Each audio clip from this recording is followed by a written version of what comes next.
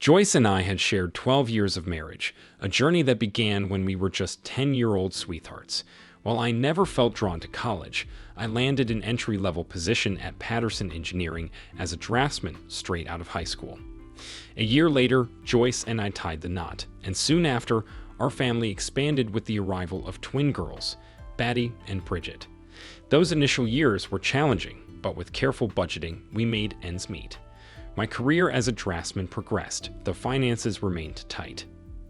Despite the constraints, we saved diligently, eventually purchasing a modest home and acquiring 2 dependable cars. While not brand new, they were far from dilapidated. Joyce's dream was always to be a stay-at-home mom, and with our prudent savings, that dream became a reality. As for our health, we were both fortunate to be in good shape.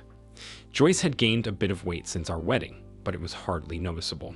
Standing just over 5 feet tall, with her dark brown hair and bangs, she resembled a petite Mary Osmond. As for myself, my physique hadn't changed much since my days as a high school football player. Brian Miller, a recent transplant from Lancaster, joined Patterson Engineering as a surveyor about a year ago. Brian and I had crossed paths on the football field in our youth, forging an instant camaraderie upon his arrival. He, too, married his high school sweetheart, Stella, a spirited redhead. Instantly, Stella and Joyce hit it off, forming a fast friendship. Though Brian and Stella had yet to start a family of their own, they proved to be ideal babysitters for our girls. When Brian and I weren't at work, we found solace in each other's company, a welcome respite from the routine of home life. Meanwhile, Joyce and Stella had forged their own bond, indulging in shopping excursions, parties, and club meetings. While they reveled in their activities, Brian and I took charge of childcare duties, often passing the time in front of the TV. Stella had secured a job as a secretary at Russell Engineering, expanding her social circle beyond our small town. Yet my observations began to stir unease about 6 months ago. What was once a monthly PTA meeting had now become a weekly occurrence, and Stella, despite lacking children of her own, faithfully accompanied Joyce. The frequency of Tupperware and Magic Chef parties seemed to surge, though purchases were conspicuously absent. They even joined a book club, though the books themselves remained untouched. Weekend shopping trips stretched on for hours, yielding minimal purchases. Meanwhile, Joyce's lingerie collection expanded, though I found little opportunity to appreciate it. About an hour after tucking the girls into bed, Joyce returned from a basket party. She promptly showered upon her arrival, which struck me as peculiar. While she was freshening up, I decided to sneak a peek in the hamper, where I discovered a pair of black lace underwear. Who wears black lace underwear to a basket party? Until tonight, I had never felt the need to delve into my wife's purse or wallet. Yet tonight was different, and my focus zeroed in on her cell phone. It seemed she was rather confident that I wouldn't snoop, as she hadn't bothered to delete any recent calls. Most were to Stella, but a significant number were to individuals identified only by initials, KC, KH, and KO. Though their identities eluded me, I quickly surmised that C stood for cell, H for home, and EW likely for work. A glance at her address book revealed a similar organization for Stella's contacts: Stella C, Stella H, and Stella W. I couldn't help but marvel at how meticulously Joyce had organized her phone. The pieces began to fall into place as I noticed that Stella's work number had an extension, and the number for KW matched Stella's, but with a different extension. It became apparent that Joyce had been in frequent contact with someone from Stella's workplace, and it wasn't difficult to deduce that Stella had facilitated the connection. With Russell Engineering closed for the night, I seized Joyce's phone and dialed the catalog number. "Hello, you have reached the desk of Kevin Scott. I am not at my desk right now, but if you leave your name and number, I will get back to you as soon as I can," came the automated response. I ended the call after the beep, feeling a wave of unease. It all seemed too easy. "Jason, are you coming to bed?" Joyce's voice interrupted from the doorway. "I'm just finishing up this book. I'll be up shortly," I replied, feigning nonchalance. In truth, I had every intention of spending the night on the couch. Restlessness plagued me as I tossed and turned. Thoughts circled back relentlessly, questioning what I could have done differently. but I refused to succumb to guilt for something that wasn't my doing. The clock seemed frozen, each passing minute a reminder of my turmoil. Yet, amidst the turmoil, one thing remained clear. I wouldn't allow myself to shoulder unwarranted blame for whatever had transpired or was yet to come. I woke up to the familiar sounds of my daughters preparing their breakfast, Joyce's voice gently encouraging them to take responsibility for themselves. It was a routine that seemed to be working well. As I stretched and rubbed my eyes, Joyce entered the room, reminding me of the time. "You better hurry, Jason, or you'll be late for work," she said. "No problem. I won't be going in today," I replied, surprising even myself with the decisiveness of my statement. "Why? You never miss work," Joyce responded, her brow furrowing in confusion. "Too many personal issues," I muttered, heading towards the bathroom in need of a shower. Joyce's puzzled expression lingered as I left the room. When I returned, the girls had already left for school. I poured myself a cup of coffee and sat down across from Joyce. Reluctantly, she met my gaze, sensing that something was amiss. "Tell me about your affair," I blurted out, bypassing any preamble. I knew she wouldn't easily divulge the truth, but I couldn't bring myself to dance around the issue. Joyce's eyes widened in disbelief. "Get serious, Jason. Is this why you've been acting so strangely? Do you honestly believe I'm having an affair?" "Yes, so tell me," I insisted firmly, refusing to back down. "We've been married for 12 years, Jason. Why would you even think such a thing?" She countered, a mixture of hurt and frustration evident in her tone. "Joyce, I have things to attend to today, and I'm not going to waste time playing games. Tell me about your affair," I pressed, my patience wearing thin. Exasperated, Joyce leaned towards me. "Jason, it's all in your head. There is no affair." "Well, I would thank you for your honesty, but I can't, can I?" I retorted, feeling a surge of bitterness. She reclined in her chair, sipping her coffee with an air of control. "Can we move past this now? What else do you want to know? Why do you attend PTA meetings every week when the secretary says they're only monthly, and you haven't been to any in 6 months?" I asked pointedly, my resolve unyielding. I'm not sure what you're talking about," Joyce faltered, her confidence wavering. "Why do you and Stella attend non-existent PTA meetings every Tuesday? What's the point of lying about it?" I confronted Joyce, my frustration bubbling beneath the surface. After a moment of hesitation, Joyce offered an explanation.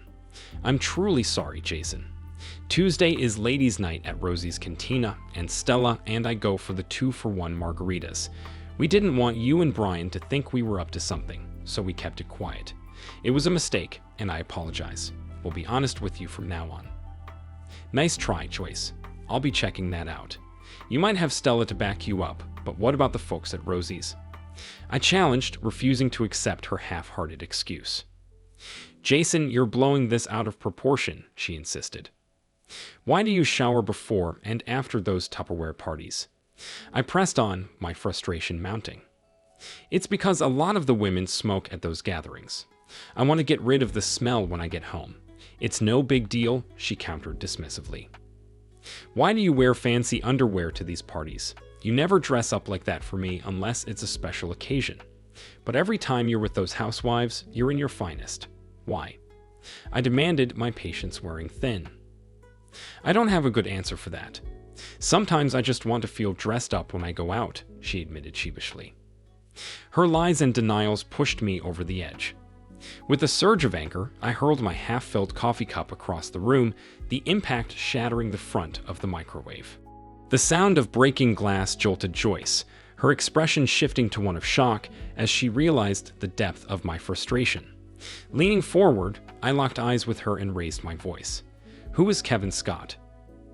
She recoiled, retreating to the sink, her fear palpable. "Just a friend," she stammered, her voice trembling. "Did you sleep with him?" I demanded, my anger boiling over. Yes, I did," she confessed, her words laced with desperation. "Stop it, Jason. Please stop it. I'm sorry. I'm so sorry. Just stop it, please." She broke down into sobs, and I poured myself a fresh cup of coffee, trying to steady my nerves. As I prepared to sit down, Joyce's phone rang. Her eyes darted between me and the phone, and I decided to answer the call on speaker. "Good morning, sugar. I just arrived at work and noticed you tried calling my office number last night. Did you forget something at home?" I greeted Joyce using the affectionate nickname. There was a noticeable shift in Joyce's demeanor, a hint of mortification evident in her silence. "Joyce, are you there? Is everything all right?" I prompted, urging her to respond. Her gaze met mine, a look of sheer panic crossing her face. I signaled for her to speak up, my heart pounding in my chest. "Kevin." "Kevin," she stuttered, her voice trembling. "Kevin, my husband, is here. He knows about us. He has the phone on speaker." The line remained silent, and I felt compelled to release him from the awkward situation. "Kevin, old pal, I've got some errands to run this morning, but I'll swing by this afternoon. Maybe you should keep 911 on speed dial." With that, I ended the call and slipped the phone back into my pocket. Joyce stood frozen by the sink, her bathrobe draped around her trembling form. "I have to leave now, but I have one last question. Who's the guy Stella's seeing?" I demanded, my voice cutting through the tense atmosphere. "Jason, please, don't make me," Joyce began, but before she could finish, the second cup soared across the room, shattering against the tile wall behind her. She recoiled in shock, her words tumbling out in a frantic rush. Charles Bailey. "I'll be back this afternoon. Have your things packed by then. My mother will look after the girls until we sort things out. Anything you can't fit in your car, I'll take care of. Let my mother know where you'll be, and don't bother calling me," I instructed, my tone cold and final. With that, I left without another word, leaving Joyce standing motionless in the aftermath of our shattered life together. Feeling adrift, I decided to head to the office and seek solace in Brian's company. He had always been a friend, and I believed he deserved to know the truth. As I pieced together the tangled web of betrayal in my mind, it seemed clear. Stella had met Charles at work, befriended him, and Kevin was likely a companion of Charles in need of a date. It might have been oversimplified, but it was a start. Brian wasn't in the office. He was out at a site setting stakes or something of the sort. I dialed his cell, preparing to drop the bombshell. "Brian, hate to bother you, but I've got some bad news."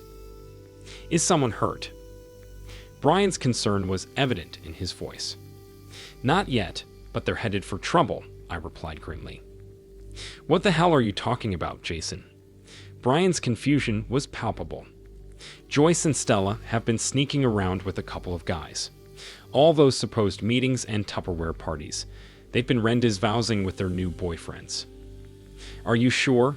That sounds like bullshit to me," Brian responded skeptically. "Ask Stella about a guy named Charles Bailey. He works at Russell with her. I reckon she introduced Joyce to another fella from there too." "Shit, really? Damn it, Jason. I know Charles Bailey. We were in the same graduating class." "How about a guy named Kevin Scott?" I pressed, seeking confirmation. "Yeah, him too. Tall, skinny fella," Brian confirmed, his tone growing more serious. "Listen, Joyce will likely tip off Stella as soon as she can. I got a load of crap from Joyce this morning before I got the truth out of her. I'm guessing you'll get the same runaround from Stella," I warned. Brian hung up, and I made a beeline for personnel to request some time off. I wasn't in the mood to work. It took just 10 minutes to delegate my ongoing tasks to another draftsman. As I settled into my newfound freedom, Joyce's cell rang. Caller ID revealed it was Stella. "Joyce, what's going on?" "I just got a call from Brian. He's on his way to the office. Somebody's been talking." Stella's voice sounded urgent. I remained silent, enjoying the moment. "Joyce, are you there?" "This isn't the time for games," Stella persisted. "Hi, Stella.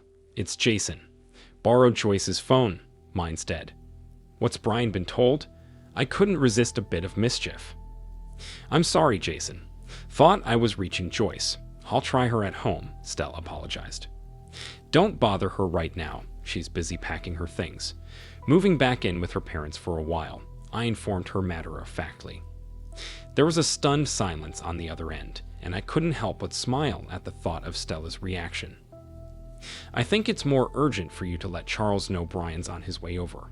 He could use a head start, I suggested. Oh God, no, this can't be happening. No. No. Stella's panicked voice filled the line before she abruptly hung up on me. The nerve of that woman. Canceling our sole credit card was a straightforward task. Thankfully, adjusting the PIN number for our ATM/debit card was a quick 5-minute job. As for our checking account, I was at a loss for what to do, so I chose to set it aside for the time being. After all, we still relied on it for essential payments like utilities and bills. I just hoped Joyce hadn't taken any checks with her. My phone rang again. This time it was Brian. He recounted how he pursued Charles Bailey out of the Russell building and detained him in the parking lot. Now Charles was in jail and needed his brother in Lancaster to post bail. I made the call, feeling a sense of helplessness, then decided to grab lunch at Taco Bell. Afterward, I paid a visit to my mom and dad, filling them in on the situation. Mom readily agreed to look after the girls for a while, with plans for her to stay with us during the week and the twins to stay with them on weekends. With that arranged, it was time to confront Kevin Scott. The guys in the drafting department at Russell eagerly shared details of Brian's morning encounter. From their vantage point overlooking the parking lot, they witnessed the entire altercation. Brian intercepted Charles before he reached his BMW, throwing him onto the hood of a nearby car and assaulting him. Despite the security guard's intervention, Brian's rage was unrelenting until they subdued him with a taser. Charles was whisked away by EMTs, while Brian was taken into police custody. I was directed to Kevin Scott's cubicle, only to find it empty. It appeared Kevin had abruptly resigned that morning. We stopped by Stella's desk, but she wasn't there. However, it seemed evident that she was still employed. Within 10 minutes, I managed to obtain Kevin's home address, prompting me to make my way to the parking lot. Arriving at his small ranch house, I noticed a white Lexus parked in the driveway, its trunk and back doors wide open. Just as I approached, Kevin emerged from the house carrying a bundle of clothing. Startled by my presence, he hastily retreated back inside. I chuckled at his reaction, recognizing that I wasn't the intimidating type like Brian. The house appeared to be rented and fully furnished, explaining the absence of a truck. In another 10 minutes, Kevin would likely have been packed up and ready to leave town. Though I was eager to have a conversation with him, I wasn't keen on chasing him down. Instead, I explored the premises, stumbling upon a few pleasant surprises. I spotted his cell phone on a desk in the living room, alongside a folder containing his passport and personal papers.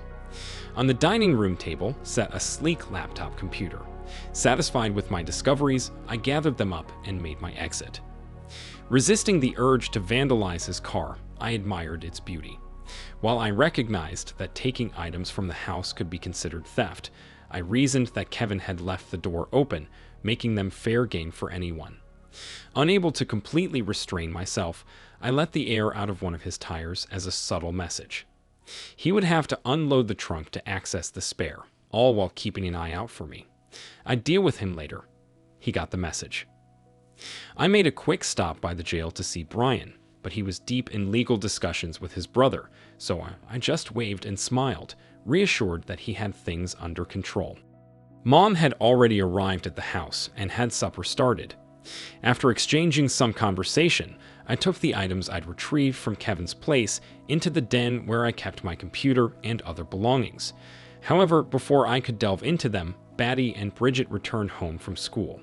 Sensing it was best to address the situation before they asked, I didn't get the chance. "Hi, Dad. What's Nana doing here?" were his mom. Batty beat me to the punch. "Your mom and I have decided to take a little break from each other. She'll be staying at her parents' place for a while," I informed them. Bridget started grinning while Batty rolled her eyes and groaned. "I win. Hey, I win." "I told you so," Bridget boasted triumphantly while her sister scowled. "What's going on? What's so funny?" I inquired, confused. Bridget eagerly volunteered to explain. "Batty and I had a bet. I said that Mom was cheating on you, and she said it would never happen. Looks like I won." "I never mentioned anything about your mother cheating," I protested. "We're not stupid, Dad, and don't treat us like children. We know what's going on. I just didn't want to admit it. Bridget's right. Mom's cheating on you, Batty declared matter-of-factly. How did you find out? I just discovered this, I admitted, taken aback. You're a little slow, Dad, and a little too trusting, Bridget remarked, slipping her arm around my shoulder in an attempt to comfort me, an unusual role reversal. One Saturday when Mom and Stella said they were going shopping at King of Prussia, Mom wouldn't let Bridget and me come along. She said it was a grown-up shopping day and promised to make it up to us later. But when we got to school on Monday, a couple of kids claimed they saw her with a guy at Noble's Grove. We called them liars, but one of the girls had a cell phone picture. It seemed pretty clear-cut. I figured there must be an explanation, but Bridget insisted she was cheating, Batty recounted solemnly. Why didn't you say something to me? I questioned, but they simply shrugged. A couple of weeks later, Tiffany Morris's parents spotted Stella, Mom, and two guys at TGI Fridays in Allentown. They informed Tiffany about it when they got home. I sat there dumbfounded. Thank goodness Mom called us for supper, providing a welcome distraction. We avoided discussing the issue during dinner, and I excused myself before dessert arrived. Luckily, the twins decided to drop the subject for the rest of the night, much to my relief. Just as I started to sift through Kevin's laptop, his cell phone rang with a text message. Dear Kevin, sorry for the problems. Love, Joyce. The message came from Stella's cell phone, which meant that Stella and Joyce were together. I couldn't resist the temptation and replied. Thanks a lot. Case in. Now she knew I had Kevin's cell phone. Over the next couple of hours, I delved into the files and folders on Kevin's computer. While there were no emails exchanged between Joyce and Kevin, I stumbled upon some correspondence between Kevin and his old friends in Lancaster that piqued my interest. What I read left me astonished and unsettled. Despite spending almost our entire lives together, it seemed I never truly knew Joyce. She appeared to have formed a stronger bond with Kevin in less than a year than she had with me in almost 20. As I replaced the printer cartridge, I couldn't help but notice tears welling up in my eyes, a rarity for me. Her betrayal stung, and my tears only seemed to exacerbate the pain. I printed out several emails and a dozen pictures, though I would have printed more photos if I hadn't run out of expensive paper. Surprisingly, there were no explicit or suggestive images among them. They were all suitable for general viewing. Just as I was engrossed in this task, Batty interrupted, asking if she could call her mother. Despite my mixed emotions, I couldn't bring myself to refuse her request. Meanwhile, my mother, who was with the twins during their conversation with Joyce, inadvertently overheard everything. The girls didn't hold back and placed the blame squarely on Joyce's shoulders. The conversation didn't last long, lasting less than 5 minutes. The emails proved to be particularly revealing. Kevin had secured a job as an engineer for an alternative power project in Spain, with a starting date just 6 weeks away. Strangely, he hadn't given notice at Russell, and I suspected only Stella was aware of his impending departure. He seemed well prepared for the trip, except for one detail, his passport, which I happened to have. While he could likely obtain a replacement, time was of the essence if he intended to make his start date. I doubted he would report me to the police for taking it, especially since he hadn't made any flight reservations yet. One of the emails to a close friend shed light on Joyce's intentions. She was planning to file for divorce after joining Kevin in Spain. Recognizing that I wouldn't consent to the girls leaving the country, she intended to have me deemed an unfit father. The letter didn't provide many specifics on her plan, but it hinted at measures severe enough to strip me of visitation and custody rights. It was a cruel revelation, made even more bitter by the fact that Kevin had written the letter, rendering it hearsay. I wished for something directly from Joyce outlining her intentions, but I had to make do with what I had. I printed several copies of the letter for safekeeping. Mom had dozed off watching Leno, so I escorted her upstairs to our bedroom. The girls were already in bed, and I drifted off on the couch surrounded by empty beer bottles. The aroma of fresh coffee and bacon roused me from sleep. Mom always put together a hearty breakfast. By the time I made it to the table, the girls were finishing their cereal. Amidst some playful banter, I broached the serious topic before they headed off to catch the bus. Girls, I'm afraid your mother may try to separate us. She's planning to label me unfit so she can have you all to herself. I'm okay with shared custody if that's what you want, but I won't give up my right to see you. I want you to be aware of what's going on. Be cautious and don't believe any lies. Dad, we're smarter than you think. Don't worry. We love Mom, but we won't let her harm you or us. Bridget grinned, and Batty gave me a reassuring thumbs up as they left. Mom refilled my cup and sat down with her own. Relax, Jason. Everyone's on your side. After showering and shaving, I dressed slightly more formally than usual. It felt peculiar leaving the house with 3 cell phones, but I made a mental note to get a charger for Kevin's phone just in case. Better to be prepared, even if it seemed unnecessary. I checked in at the Family Services office and waited for my name to be called. When I finally got called, I was surprised to see someone familiar, Jenny Martinez. It had been over a decade since I last saw her. Jason Turner, it's been ages. What have you been up to? Jenny greeted me warmly. Jenny was memorable from her high school days as one of the goth girls. They formed their own clique and stuck together, often being ostracized by others, particularly the jocks like myself. I remembered her with her pink streaked hair, black lipstick, and dark eye makeup. Despite her appearance then, she looked quite different now, more conventional. The funny thing about the goths was the mystery surrounding them. People speculated about their involvement in drugs, perversion, or even witchcraft. Of course, in hindsight, it was likely none of those things. Jenny, I assumed, was still unmarried, judging by the nameplate on her desk reading J. Martinez. 12 years ago, that made sense, but today she seemed. Jason, what brings you to me? Her question interrupted my train of thought. I found myself stumbling over my words. You look great, Jenny. She chuckled at my awkwardness, compared to how I used to look. Now, embarrassment tinged my cheeks, I suppose, but I didn't mean to imply anything. Relax, Jason. It took me halfway through college to realize I could face the world as myself, without any pretense. I've been what you'd call normal for almost 10 years. I'm more comfortable with normal now, but darn it, that sounds patronizing. I seem to have a knack for putting my foot in my mouth. Please excuse me.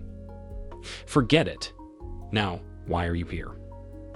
Before we dive in, I need to ask, do you have any files or reports on me? Anything at all? Her fingers danced across the keys like a pianist. Nothing here, Jason. You married Joyce Watson, correct?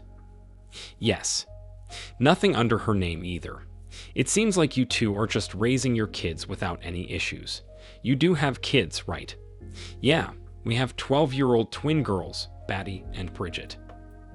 All right, now can we discuss the issue that brought you here? Jenny, this might sound far-fetched, and I know it's hard to believe, but my wife is planning on leaving me and taking the girls with her. It's not uncommon, Jason. We see this scenario quite often. Doesn't she need a reason to take such a step? Typically, when a mother approaches us, she comes armed with documentation or evidence to support her claims. You just checked, and there's nothing in our records now. Correct? That's correct, Jason, but how can I be certain you're not setting me up? Perhaps she's gathering medical or police reports before bringing them to our attention. Just because our system doesn't show anything doesn't rule out the possibility. So, what you're suggesting is that I can't win. No, that's not what I'm saying. Why do you think she's contemplating such actions? I hadn't intended to reveal the email Kevin had sent, but now I felt compelled. I had to question why I'd made copies if I had no intention of sharing them. I slid one across the desk to Jenny. Where did you obtain this? I retrieved it from a computer I accessed illegally. I understand it may not hold up in court, but it serves as some form of evidence regarding the situation. The term conspiracy comes to mind, though I'm unsure of its legal implications. I reached out to you or someone in this office because I'm unsure how to protect myself and my daughters in this situation, and I can't afford legal representation. Jenny Martinez eased back into her chair, a moment of calm amidst the swirling uncertainties. I observed her closely, not daring to break the silence. With a gentle sway, she leaned in my direction. Can you return tomorrow morning? Yes. Good. I'll expect you then. Mind if I hold on to this email copy? I nodded affirmatively, turning to exit the room. It's been nice catching up, Jason. I offered a smile in return, noting the transformation in Jenny's demeanor. The goth girl faded from memory as I glimpsed this new version of her. With no legal connections to rely on, I resorted to the yellow pages to find representation. Aware of Jenny's intentions for divorce, I opted for preemptive action. Uncertain about our financial future, I secured a lawyer and settled the fees upfront in cash, emphasizing speed and simplicity. The house, its value dwindling below the mortgage, was hers if she desired. My priority? Joint custody of the twins or full custody if feasible, with child support but no alimony. Midway through my lunch break, Brian called in need of shelter, and I readily extended an offer. We rendezvoused at Taco Bell for a humble meal, where Brian's grin greeted me upon arrival. I can see the happiness doesn't quite match the situation. What's going on? A friend of mine from Community General Hospital filled me in on Charles. Stella went to see him there, not knowing she was walking into a trap. Charles's wife arrived with their kids, causing a scene that got Stella escorted out by security. I swung by Russell to talk to her, but she'd already quit. She's probably home now, but I'm not certain. Why wasn't his wife up here with him? No idea. And why wasn't he going home to his family on weekends? Honestly, I couldn't care less. Brian took a week off to sort things out. With my mom also staying at the house, we'd need to figure out sleeping arrangements. Brian planned to grab some essentials from his place in case Stella wasn't around. He decided against confronting her. I was on my way to see my insurance agent when the phone rang again. Jason, it's Clifford Watson. Can you come over? Joyce is falling apart and her mother's not helping. We'll be there. Just us three and Joyce's sister, Caroline. Not sure what we'll accomplish, but I'll be there in 20. It was a solemn gathering. I brought my documents but declined coffee. Who wants to start? Jason, Joyce thinks you're overreacting. She says you were furious and pressured her into saying things she didn't mean to calm you down. She insists she did nothing wrong and you have no right to kick her out.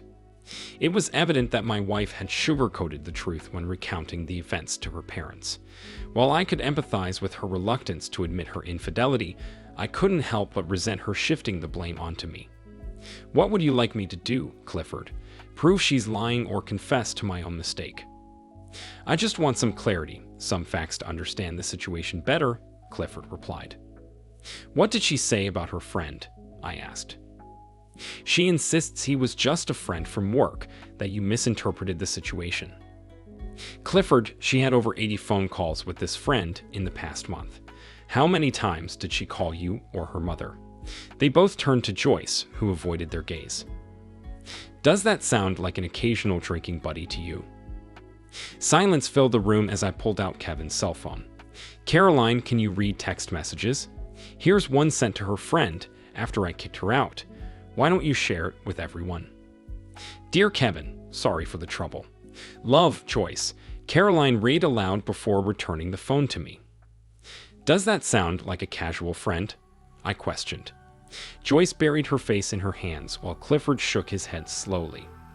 A couple of weeks back, Joyce and Stella claimed they were going shopping at the King of Prussia Mall. The twins begged to join, but their mother refused. Here are some photos from that outing. I passed 6 photos to Clifford, who examined them before passing them to Monica and Caroline. This doesn't look like King of Prussia. It's Noble's Grove. Damn it, Joyce, what's going on? I exclaimed. Monica, who had been silent until then, spoke up. Joyce, in every picture, you're clinging onto this man's arm like your life depends on it. That's not what friends do. It's clear this Kevin guy is more than just a friend. What were you trying to pull? Tears streamed down Joyce's face, her hopes dashed by the unexpected revelation of the photos. I have a few more from different occasions. 2 are from Olive Garden and 1 from Red Lobster. Thankfully, my dear wife is fully clothed in all of them, I added. I think we've seen enough, Jason. I apologize for dragging you into this, Clifford said, his disappointment evident. As I rose to leave, Joyce fled the room, sobbing uncontrollably. Clifford accompanied me to the door. "Jason, I'm sorry we can't undo what's happened, but I assure you it won't be ignored," he said, shaking my hand before I departed. Back home, Mom and Brian had set up a rollaway bed in the den where I kept the computer. Brian had brought over a stack of his clothes from his house, as Stella wasn't there. The most intriguing thing awaited me in the mail, addressed to Joyce, an official envelope from the passport department. I knew I shouldn't, but I couldn't resist opening it. Inside was a family passport with a photo of Joyce and the girls. I recalled them mentioning getting a picture taken, but I never imagined it was for this purpose. Naturally, there was no passport for me in the envelope. I immediately phoned Clifford and instructed him to inform Joyce about her passport's arrival. If she wanted it, she could send Kevin to retrieve it from the house. I'd only hand it over to him.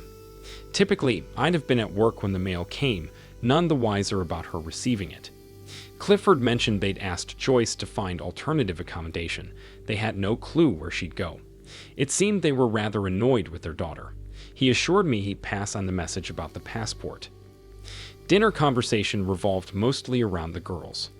"A lady from Family Services visited us at school today," Batty said, a mischievous smile playing on her lips. "Care to elaborate? Did she speak to you both together or separately?" I inquired. "Both of us at once. Her name was Jenny. She mentioned you went to high school together," Bridget chimed in. "We did attend the same high school, but we weren't together," I clarified, earning a scowl from Bridget for my sarcasm. "What did she want to discuss?" I asked. "You. That's all she talked about." "Batty and I both thought she liked you," Bridget replied. "She spoke to us for over an hour. We missed gym and part of geography," Batty added, both girls talking at once, making it challenging to keep up. Dinner was interrupted by a call from Caroline, seeking a conversation. We met at McDonald's, settling into a corner table with steaming cups of coffee. Joyce asked me to try to explain what's going on. She couldn't do it herself, Caroline began. "I might sound foolish, but if I have questions, how will you answer them?" I asked. "I don't know if I can. I'll just talk, and you listen. I'm sure I'll mess up some of it. It sounded like gibberish when she told me," Caroline replied. "You're setting me up to hear excuses and justifications, not answers," I remarked. "I always knew you were sharp, Jason," Caroline said with a smile. "Let's get it over with." "I have other things to do," I said, eager to move forward. First, she pins it all on Stella. Stella started cheating on Brian, making it seem thrilling and romantic. Joyce claimed she'd never experienced excitement and romance, just her love and reliability. When Kevin Scott joined Russell, Stella convinced Joyce to join them for drinks and meals out. During these outings, Stella and Charles would often slip away for intimacy, leaving Joyce and Kevin alone. Eventually, Joyce and Kevin started fooling around too, leading to a full-blown affair. Once it began, she couldn't or didn't want to stop it. Kevin dazzled her with tales of his adventures and future plans. She wanted to be part of it all. When he asked her to go to Spain, she eagerly agreed. The main issue wasn't leaving you, but leaving the girls. She knew you'd never allow them to go overseas, so she planned to make you appear like a bad father. Now she realizes it was a mistake. After speaking to the girls, she saw they were closer to you than her. She's willing to forego attempting to take the twins if you agree to a divorce with no strings attached. That's it. Pretty much, yep. Okay. Tell her to go ahead and file the papers. I won't contest it if it's as you described. Oh, Jason. One more thing. Joyce wants her passport. Do you have it? Everything started to make sense. I didn't know her exact plan, but I suspected she hadn't given up on taking the girls. They'd resist fiercely unless she had a plan. The family passport was crucial. Caroline, my coffee's cold. I'm heading home for a hot shower. Don't call me again. Jason, what's wrong? What did I do to upset you? You damn well know what you did. Do you both think I'm that foolish? Go back to your sister and tell her she'll never get her hands on my daughters. Since you chose to assist her, I'll have to ask you never to speak to my girls again. Caroline was on her cell as I left McDonald's. I could only guess whom she was calling. I reached the Family Services office before it opened. Couldn't stay away from me, could you? Jenny greeted me, entering with a bright smile and a Starbucks cup in hand. She motioned for me to sit and apologized for not bringing an extra coffee. I suppose you know I spoke to your daughters yesterday, she asked. I nodded, feeling somewhat tongue-tied and out of my element. It seemed I always had difficulty conversing with her, just as I did the last time we talked. Spending my life with Joyce left me lacking in social skills with other women, and it seemed I was paying for it now. Is everything all right, Jason? Jenny inquired. Other than everything, no, I replied, struggling to articulate my thoughts. I'm sorry, Jenny. I think I better go. My head's not into all of this morning. I'll call you later, I said, deciding to leave the office. Before you leave, I want you to know that I'm arranging a restraining order against your wife. I can't prevent her from seeing the girls, but I can stop her from taking them out of state or restricting your access to them. It'll be served to her by noon, Jenny informed me. Despite feeling relieved, I left the office. I headed to the nearest Starbucks, craving the comforting aroma of coffee. Everything seemed under control until today.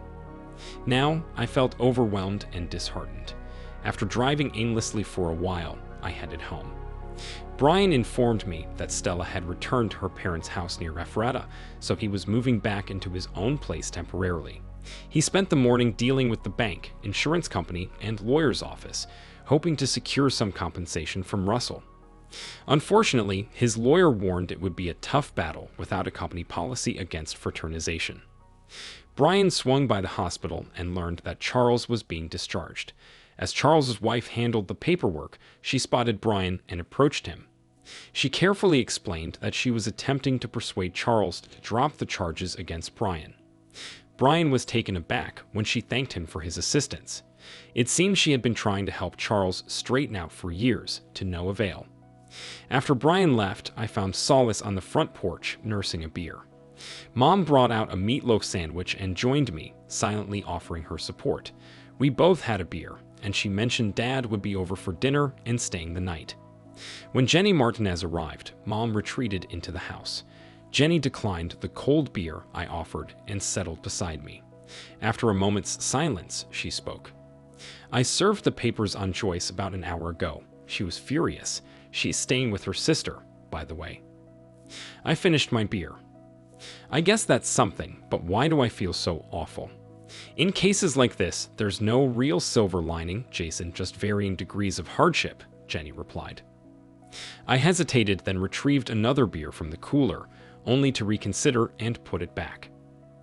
Could you visit the girls and explain everything? I asked. I get along with them, but no matter how carefully I phrase it, it might come off as an attack on their mother. I don't want to alienate them. How about 7 tonight? Jenny suggested. I nodded as she headed back to her car. Halfway there, she glanced back, a promising sign that made me smile. She returned the gesture before driving off. That evening, Jenny visited and spent considerable time with Batty and Bridget. Meanwhile, Brian and I busied ourselves clearing out his house of anything belonging to Stella or reminiscent of her. Jenny began visiting the house several times a week, gradually spending as much time with my mom as with the girls. I noticed she was purposefully ignoring me. I was okay with that, but it piqued my curiosity. One evening, after putting the girls to bed, she sat beside me. Feeling the need to break the silence, I was about to speak when she beat me to it. Do you have any wine? She asked. Sort of, I replied, my conversational skills still lacking finesse. What does that mean? She inquired. I don't have anything with a cork, just wine with screw tops, I admitted. She chuckled. That'll do. Get me something red, will you? And bring the bottle.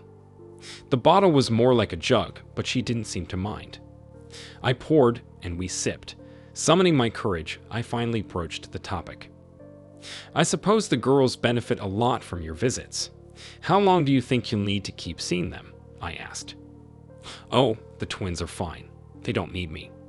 I come here to see you, she confessed. I don't understand. You hardly talk to me when you're here, I remarked. I thought that's what you wanted, she responded. Not really.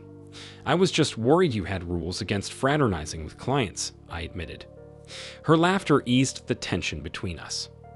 "I'm surprised you haven't asked to see my tattoos," she teased. "What tattoos?" I asked, playing along. It was clear she was trying to initiate a lighthearted conversation to relax me, and I appreciated it. "I have 4 of them from high school. 3 are easy to find, but one's a bit more hidden," she explained. "Are you going to show them to me, or do I need to search?" I joked. "It's more fun if you look, but I might need a bit more wine for that," she teased back. We both laughed as I filled her glass to the brim. The thrill of the hunt intensified as we tiptoed around, ensuring not to disturb the sleeping girls. Jenny's 4th tattoo was indeed in a very intimate spot, and I found myself admiring it for a while before she gently pushed me away. She left before the twins woke up, but I couldn't shake the feeling that they might have been aware of what transpired. I instructed my lawyer from the telephone book to finalize the divorce papers and have them served. Joyce would have to accept my terms or handle it herself. She was still residing with Caroline when the papers arrived. There was no response, not even a phone call. Several more weeks passed, and my relationship with my dad deteriorated. Mom spent more time at his place than at mine. Fortunately, school was ending for the year, so the girls moved in with her for the summer. By summer's end, we moved Dad into an assisted living facility. Brian and I helped Mom prepare the family house for sale, and she moved back in with me.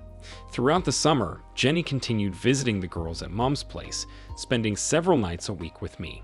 They enjoyed outings together, and I was grateful for the attention Bridget and Batty received.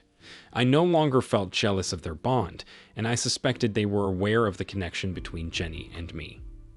Joyce called the girls about once a week, but the conversations were brief and strained, according to Mom. Most of the time, the twins didn't even mention her calls to me.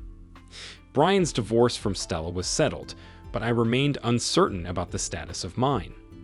Meanwhile, Brian expressed his desire to establish his own surveying business and proposed that I join him. However, I lacked the funds to invest until my mom stepped in. With their finances depleted, she suggested using the money allocated for Dad's Medicare expenses for the business, viewing it as an investment in our future. 3 months later, Brian and I launched our own surveying enterprise, benefiting from my drafting skills, which smoothly transitioned into plot drawing. About a week into the new school semester, the twins received an unexpected visit from their mother. Anticipating a meeting with their counselor Jenny, they were disappointed to find Joyce instead. Despite their efforts to be courteous, the encounter didn't go smoothly. Joyce expressed her love for them, apologized for the circumstances, and promised to keep in touch by sending postcards from her trip to Spain, calling them on their birthdays, and sending extravagant Christmas gifts. The girls recounted her tearful departure. Joyce never directly informed me of her departure, but her parents visited the following week. They apologized for Joyce's actions without defending or justifying them. As Bridget and Batty were their only grandchildren, they expressed their desire to maintain a relationship with them, a request I readily accepted. They mentioned that Caroline was too embarrassed to visit, torn between her loyalty to her sister and her parents. 2 months later, my divorce was finalized. Jenny and I celebrated at Red Lobster, enjoying a rare evening out without the girls. They seemed content with the arrangement and greeted me excitedly upon my return the next morning. Though they didn't say much, their grins spoke volumes, indicating their happiness. A year later, our business was thriving, but sadly, my father passed away. Mom mentioned her desire to relocate to Florida to be with her sister, yet she was hesitant to leave the girls. To my surprise, the twins insisted that Grandma should go, explaining that Jenny could step in, despite her culinary skills not matching up to Mom's. They also declared they were old enough for separate rooms, a clear and sensible plan. The girls received birthday cards from their mother, but no phone call. Joyce flooded them with postcards featuring Spanish windmills, a detail I couldn't quite grasp the significance of. For Christmas, she sent 2 intricately embroidered dresses, though she hadn't accounted for the growth spurt typical of girls entering their teenage years. Yet neither of them seemed disappointed by the ill-fitting garments.